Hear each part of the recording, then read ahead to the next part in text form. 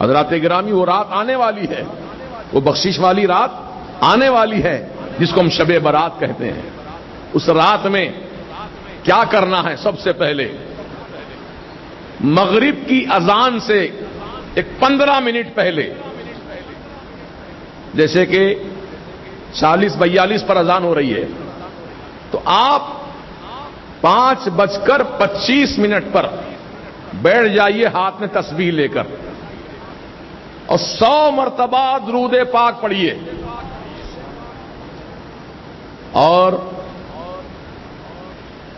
40 مرتبہ لا حول ولا قوت الا باللہ العلی العظیم پڑھیے۔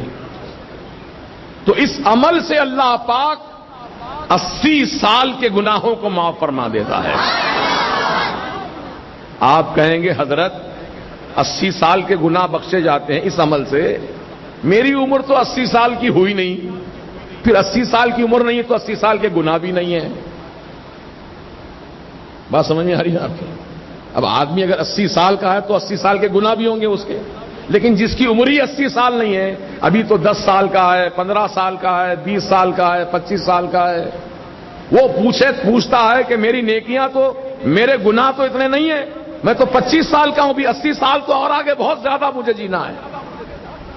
تو اس کے لیے بشارت یہ دی گئی، اے نوجوان، 25 سال کے جو گناہ تیرے ہوئے وہ تیرے گناہ معاف کر دیے جائیں گے، اور جو سال بچے ہیں 25 کے آگے جو سال بچے ہیں وہ تیرے ماں باپ کے گناہ بخشے جائیں گے۔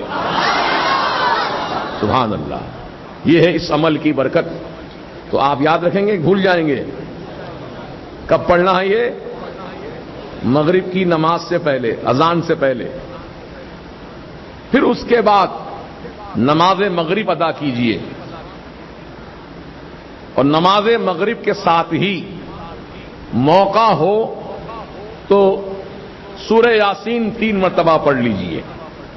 اگر نہیں کچھ تاخیر سے پڑھنے کا ارادہ ہے تو آپ اپنے گھر جائیے اور غسل کیجئے، شب برات میں غسل کیجئے، بڑا مبارک غسل ہے وہ۔ مغرب کی نماز کے بعد غسل اس طرح کرنا ہے کہ پانی میں 7 عدد بیر کے پتے، کتنے پتے؟ 7 عدد بیر کے پتے پانی میں ڈال کر گرم کرو، ہر ایک آدمی کے 7 پتے۔ ایک آدمی کو غسل کرنا، 7 پتے ڈالے، پانی کو تھوڑا گرم کر لے، پھر اس پانی سے غسل کرے۔ تو اس کا فائدہ یہ ہے کہ اللہ تعالیٰ سال بھر تک اس کو جادو ٹونے سے محفوظ رکھے گا، جادو نہیں ہوگا اس پر۔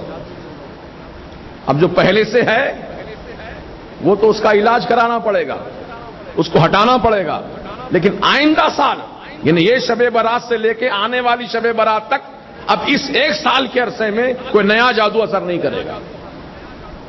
یہ اس کا فائدہ ہے۔